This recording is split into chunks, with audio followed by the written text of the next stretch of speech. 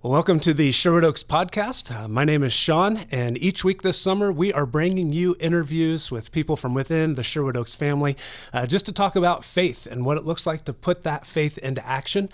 We value as a church telling life-changing faith stories because we believe that those stories inspire us to live out our own faith in our everyday life. And just to be encouraged by what God is doing in the life of others can be an encouragement to us when maybe our faith feels a little dry, hanging on the edge a little bit. It's like, oh yeah, no, God is still moving. And so today, this is our 8th episode, and I am joined by Melissa Smith. Melissa, welcome to the pod, as all the cool kids say. I don't know if the cool kids say that or not, but we're cool. We're cool. Okay, cool. Yes. Yeah. Thank you, Shawn. So why don't you start just by sharing a little bit about yourself and your family? Yeah. Well, first off, thank you for the honor and the privilege of being here. What a cool thing to get to be a part of as a church. This is awesome to be able to share faith stories together. But I am a 40-year-old mama of 2. I'm married to my husband, Ryan, and I'm born and raised in Bloomington. So we lived away in Lafayette for a couple of years and then San Diego, but we eventually came home. Oh, wow. And so we live here now. Ryan's a physical therapist. I'm a coach at Bloomington South, volleyball coach. And my kiddos both go to school here, and we just love it. We both went to IU, and we just never wanted to leave. So this is home. This is home. It's so home. Yeah. We're never going anywhere, probably, unless the Lord leads us elsewhere. How long have you guys been married? We have been married. Oh, of course, you're going to ask me. This is, we got Ryan, married on listen New right Year's now. Eve. Yeah, 2004. Okay. So going on 19 years. Yeah. That's crazy. That's pretty cool. Yeah, it is cool. Amber and I just celebrated our 20th anniversary this year. Congrats. And thank you. And I mean, it's amazing how the time goes by so quickly. Incredible. So quickly. Incredible. Yeah. So tell us a little bit about your faith journey. When did you start following Jesus? What led you to start following Jesus? And maybe who were some influential people in your life? I love this question because I feel like I'm not blessed with the best memory ever, which I think in some ways is protective, but I'm asking the Lord to help me in that. So when I look back, I grew up in what we would have said was a Christian home. I would have called myself a Christian, but certainly was not living that out. We went to church on some Sundays, and we definitely went on the major holidays. So really my faith was born later in life. I would say throughout high school, I didn't really have a lot of influences. I remember my aunt, who's actually a member here, she was the one person I can remember who talked about Jesus, who at Christmas made us sing happy birthday to Jesus, even if we didn't really understand what we were doing. Yeah. But it really started in college. I played volleyball in college, and so I had a roommate sophomore year who followed Jesus, was sold out for Jesus. And honestly, at the time, I thought it was weird, right? To me, because I was living the quote unquote normal college life, drinking, all the things that we associate with what a normal college student does, unfortunately. But it perked my interest, right? So she was different. So there was a seed planted there. And then we had a strength and conditioning coach and his wife who started a Bible study. And for some reason I went. I'm not really sure, maybe because my roommate went, but I was just like, okay, I like to hang out with these girls, so let's go. So more seeds were planted. Didn't really make any sort of decision, but I kept going. It was a nice place to spend a Tuesday night and hang out. Yeah. Outside of volleyball, which was basically life. And then I met Ryan, honestly, and Ryan was someone who also was sold out for Jesus. And the best part of this story is we dated for 2 months. And when you know your person, you were like, yeah, this is my guy. And he was like, you're my girl. Yeah. But then we broke up. So this is the crazy part. Ryan actually broke up with me because he said that basically we were unequally yoked. So I wasn't a believer. I wasn't living that out. And he was fully. And he was just like, I really like you, but I don't know how this is going to work. Wow. And at the time, it was both heartbreaking and also completely soul-stirring. Because I was like, this is not the normal 21-year-old guy in college. Yeah. Right? There's some depth to him. Oh, my gosh. It gives me chills now. And so I was like, you know what? I have got to find out about this Jesus guy more deeply because for a 21-year-old baseball-playing guy to say this to a girl, I've got to know more about what's going on here. And from there, I'd say the rest is history. It's been a long story, but I ended up getting baptized here at Sherwood Oaks, I think a year later. Okay. And of course, not everything changed. There were many stumbles along. That's a process. There were a lot of things the Lord and I have had to work through. But that's really where it started. And then I would say in terms of mentorship and people I look up to, I went to Cambodia a few years back, and Gail is someone that I just, Gail Pontius. We don't have like a direct relationship right now, but I just always kind of look at what she's doing. Lori Durnall, Joyce. These are just women that I was like, okay, like they are living it out, and like this is sort of who I want to emulate and stuff. It's so good when we can have people that we can look ahead that are further down the journey than us and be like, they're not perfect. Yes. But they're where I want to be. 100%. And so I'm looking for that. So shout out if anyone is looking to mentor a 40-year-old mom of two. Just let Shawn know. Yes, we will get you connected. I love it. That's great. And it's so interesting, that you came to faith in college, when oftentimes that is a time that a lot of people kind of run away from faith. That was when the Lord captured your heart. Captured it completely. And I was in the muck of it. Like that was the lowest time of my life. Most people would look at it and be like playing volleyball, Division I, pre-med, straight A's, like she has got it together, but I was at the lowest. And I think we oftentimes hear that when people find Jesus later in life is really what they're in, some of that deep suffering. Yeah. I mean, and a breakup is what brought it there, you know, which oftentimes can be devastating. So he's just so mysterious and so beautiful how that works. And it is those times that can get our attention, kind of rattles us, and we realize, maybe I'm not as in control as what I thought. And so we look to that anchor for the soul, which is one of my favorite descriptions. Oh, I love it. Of what faith is. It is that anchor for our soul. Yes. Very cool. So many more things that I want to explore in that. And if you don't mind me asking, and this is off script, what was it that was so compelling about grace to you? Like when you really understood the grace of Jesus and you weren't making this decision because you liked Ryan and he wanted you to, because some people were influential and you had some good times at Bible studies, but when you really understood grace, what was that like for you? Yeah, for one thing, it was a concept I did not understand. So I hadn't seen it play out in my life. Like most of my life was very achievement-based, right? So there wasn't a lot of grace there. Yeah. Oftentimes I was shown love and reward when I did great things. So I learned that like that's how I earned love, right? Yeah. It wasn't you've messed up, but like I'm still here for you and support you, and there are consequences to what you've done, but like let me love you through this. But right? The unconditional love. Yes, that part of grace. I'm going to love you through it. That's a good way of putting it. Exactly. And grace was what I needed. Like all I kept doing was chasing like what was the next thing that was going to make me feel good? Yeah. Was it another guy? Was it drinking? What was it? And every time it just faded. Yeah. Like it helped for 2 seconds and then it was like it's gone again. These are all the things the world tells me that I want and that are going to feel good, but none of it feels good. And so I'm like, well, if I pick this book up, right? Like start to read it. Like what if this is true? Yeah. What if the Bible is what if it's true? Yeah. And like what if I just say, Jesus, like I'm going to accept this grace for a second and see what this really feels like. And then there's no escaping it, right? Whoa, like once you invite that in, there's really no escaping that. Yes. And that's really, that's true about faith in general. So you accept that grace, even for a second, you get a taste of it and you're like, oh no, that's what I want. That's what I've been looking for. Yes. And I think it's true even with that like next step of faith. It's like, okay, God, give me the faith to trust you for the next second, the next 5 seconds. And then we take that step and we're all of a sudden walking down a journey and a path of faith. Because we had that 1 second of courage. It's so true. It's like believing before seeing, right? Yes. Oh my gosh, what an exciting journey to be on. And it's something that once you've experienced it, you want everyone to be on because it's also so freeing. Yeah. Like all that pressure I felt to achieve and do things, that was all on me, right? But to be able to then just like release my hands and not white knuckle it anymore and just be like, all right, I get to just like go on this journey with you and trust you. Like, that's incredible. Who doesn't want that? Yes. Like, to have that sort of freedom. So good. So good. So you wear a lot of hats, You are a mom. You are a wife. You are a high school volleyball coach. You are a podcaster and YouTuber. You are a nutritionist, and you were a pharmacist in a former life.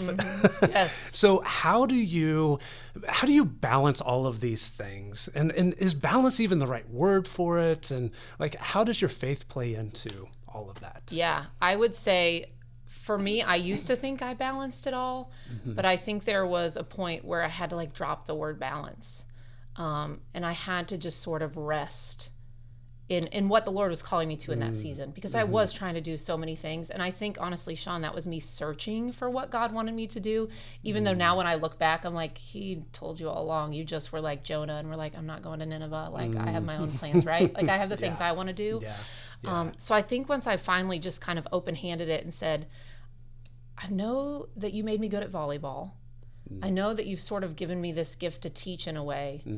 It's not at all what I want to do or have ever wanted to do or thought I would be good at. Doesn't bring any real sort of accolades. Certainly isn't financially lucrative.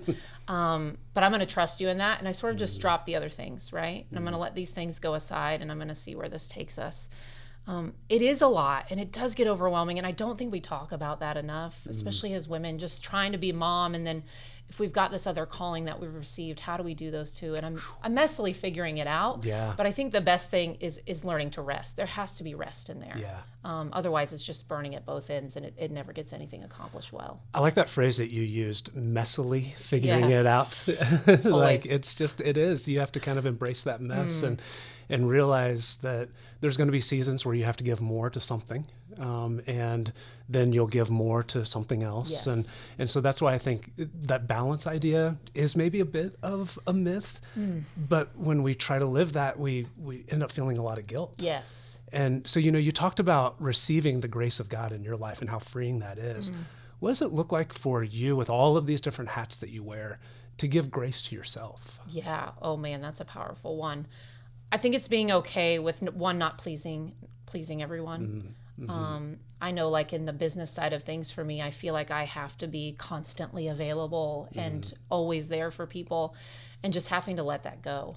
I have to trust that, like, say on Instagram, for instance, I have to trust that, like, the Lord's going to do there what he wants to do. I can't be everything to everyone. I can't make sure that everyone likes me. I can't make sure that people want to follow me. Like, if he's called me there, I just have to, again, give it open hands and let him take it where, he's sovereign over all of it. Instagram's even silly, but, like, I have to God trust is sovereign over Instagram. Right. If he calls me there, then that's his desires, then, right? Like, I've got to just let him have that.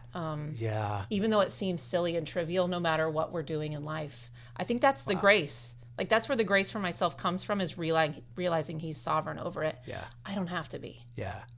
At family camp that we were at last week, one of the main speakers, he said the 3 ideas that he lives his life by is that we're all broken, God is all sovereign, and grace is all sufficient. Love it. We're all broken, God is all sovereign, and grace is all sufficient. There it is. And that's God's grace for us is all sufficient. And when we give ourselves grace, it gives us that strength to prioritize what really needs 1,000,000%. Yes, I agree. I think he's got it all in balance, right? So, like, let's let him keep it in balance, and then we can kind of prioritize from there. He holds the world in his hands. He's keeping it spinning. He's keeping the universe intact. Not me. We don't want that. To. No, exactly. Love it. Oh, man. Okay, so life can be filled with ups and downs, and as someone even who leans towards being a little bit of an achiever, I know people who have that kind of personality trait, and I think life is maybe filled with a little bit more ups and downs, like in your mind even. So what is the Lord teaching you about being grateful in whatever season of life you're in? And I want to qualify that, not grateful for every season of life that you're in, because there's a difference, but just learning how to be grateful in every season of life. So pride is probably one of the hardest things for me as being an achiever. And I think it's something he's continually refining me in. And I think that has to do with gratitude. I think probably the biggest way to combat that pride is with gratitude. And so that's still a season that I'm in. Not having financial stability as a coach, right? There's that, number one, that will affect your pride if you let it. If that becomes something you're really searching for, if that becomes an idol for you, which it has been for me. What even is financial stability? I think the Lord would be like, what are you talking about? Such a moving target. Right? And so, it's just letting gratitude fill that space of pride for me has been huge. Because it is such an up and down journey. It's a roller coaster. And I think when you're really in the season that I'm in of trusting in God's provision, especially financially, right? Like just to pay the bills, Lord, like please help us. That's a day-to-day. That is a day-to-day gratitude of like, I have a house, thank you. I've got children, thank you. I get to do what I love. Like, thank you for that gift. And most of all, like, I have a relationship with you because of Jesus. Like, what else do I even need to be grateful for?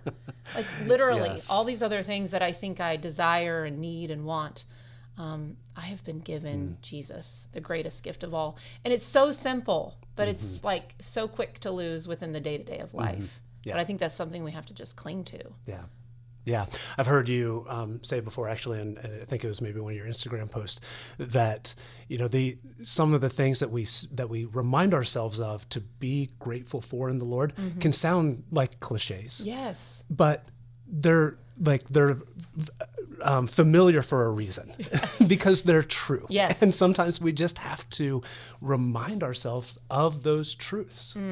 And fall back on them. 1,000,000%. I think that's most cliches is because they're honest truth. Yeah. Like in 2, I think Francis Chan talks about this just so much of like living in light of eternity. Like this is another thing that brings me so much gratitude of like Ecclesiastes can be kind of harsh, but it's like this life is so fleeting and so short and really is just a vapor, right? It's like chasing after the sun, I think. Yes, You're yes, never like gonna catch every it. day, right? So like when I remember of this beautiful gift, not just of grace, but of eternity, these small things that I'm worried about in these up and down seasons just sort of tend to be put into perspective. Yeah, that's great. And gratitude, it does. It helps so much. Yes. So one of the things that I've always appreciated about you is just your confidence in the Lord and in who you are in Him. It just shines out of you. And, you have 2 girls of your own. And having 2 girls, I'm confidence, not just in themselves, but in the Lord. I mean, it's something that I'm thinking a lot about because they live in a world that's not really going to speak that into them. And so we need to be the ones that are speaking that into them. So anyway, how do you, having 2 girls, how are you raising them to have that same confidence in the Lord and in themselves? Okay. That's a great question. I think my answer even a year ago would have been like all the things that I'm doing. And I feel a good friend of mine, Abra, the other day was just talking about how like reminding me that it's not my job, right, to solidify their faith, right? Of course, like great foundation. And I'll talk about the things that we sort of do. But like ultimately in the end, like I can just plant seeds. I can just live my life for the Lord and hopefully they'll see that. And but like I can't again take on that weight of achieving their faith, right? Which I want to do so bad. But I think one of the best things we've done is really put them in great community. So Youth for Christ, Campus Life, Life Group, like these things have been instrumental in the foundation, especially for our oldest who's a teenager going into high school. This is really a time where Ryan and I are like want to white knuckle it and we want to control everything. We're going to homeschool her, which we're not. But I think that really strong community and being at church, right? I think that goes a long ways. And then just living it out at home. Ryan and I being open to talking about the Lord all the time in front of them. Reading every morning my Bible. I mean, the kids come down and they see us doing that. They see us doing that together as husband and wife. So just planting those seeds sort of like that were planted so that their faith can really grow for them individually.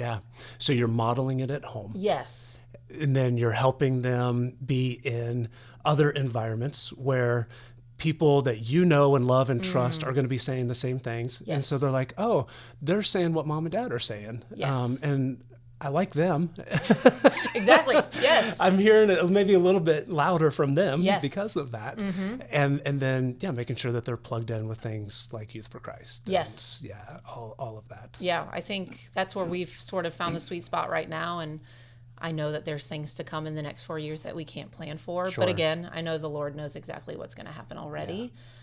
And I know the things that I've been through in my life, and they are crazy. So the things that I've done, the places I've stumbled, the mistakes I've made, and the way He's completely given me new life. So like that really takes away a lot of that fear. Yeah, that's good. And that you're so right. When the older they get, the more I think parents want to control. Yes. Because we remember those days and what it was like. And so we want to white knuckle it. We want to hold on when it's actually the season of their life when they need us to start kind of letting go. And they're finding their own independence, and there can become this almost battle between who's in control, and there's appropriate levels where parents still are influential, but absolutely, it can be difficult. Yeah, I think, we've got to learn to trust them as they reach sort of that adult age. And all of our kids are different. Like, that age may come for our oldest that's different than our youngest just because of the way that they are. But there's a really great foundation there that we've built. And so we have to trust that. Yeah. And we also just, that they're going to mess up. Like they're little human beings, just like me every day when I lose my patience with them, or maybe I raise my voice, say something I don't want to say to Ryan, right? Like they're going to do those same things. We're all broken. Yes. God's all sovereign. Yes. Grace is all sufficient. I love it. I'm totally stealing those three things from that guy. Those are my three mantras now. Yeah, those are my three mantras. I'm claiming them. Good. So you are a volleyball coach at Bloomington South. And I think back through all of my years in playing sports and how influential coaches were, not just in like helping me grow as an athlete, but just helping me grow as a person. And I've really wrestled with how to ask this question for you. But this is what I landed on, good or bad. What opportunities does this position give you to be a Christ-led influencer with the girls that you coach? Okay, this is something I wrestle with too. So this is my second year going into it in a public school setting. Yeah. So, and again, I'm trying to build those people around me who have experience here, who also are disciples, to kind of feed into me and pour into me, because I'm walking this line of, I just want to tell them about Jesus nonstop. Like it's too good. It just comes out of your pores. I mean, you want to tell them about Jesus. Yes, and I'm like, I tell my assistant Nancy all the time, like, if this is what I get fired for, like, it's fine. It's Jesus. like I'm going to go. And then I'm like, no, but like, I need to be here. So I've got to figure out how to toe this line, right? And so I think for me, it's showing up every day with joy, right? Every day with joy, no matter what's going on at home. It's also being brutally honest with them. It's being able to say, hey, this drill was terrible. I messed up. Like sometimes I don't get it right. Or, hey, let me tell you a story about on the way here when I yelled at Finley and like I had to ask her for forgiveness. I think it's the same way we would be with our children, and just being really, really honest about the struggles that we are going through. And then I'm really trying to work on like building relationships with each of them. Right? Just like that's what teenagers want. They want someone to see them. They want someone to listen to them. But then there's a fine line too of being a coach. So I've also got to have discipline. It's a lot like being a parent, right? The more that I talk about it, there has to be discipline. There has to be routine. And then I think what I'm praying and asking the Lord for is that he will illuminate and just show me those kids. If there's someone specific that he wants me to pour into or take more time with. Because he's called me to this. Like, I want him to guide it the whole way. I don't want it to be me being like, oh, is this the one? Or am I supposed to talk to her? Or like, what do I do here? So I'm figuring it out as I go. That's a messy answer because it is messy. But it is messy. Right? But ultimately it's his. It's totally his. I mean, I'm supposed to be being a pharmacist and he's taking me this direction. So I'm going to let him have the reins. That's right. I mean, we found out stuff at this point. And so we might as well continue walking in faith. Exactly. I love it. So really what it comes down to, what I heard you say is you are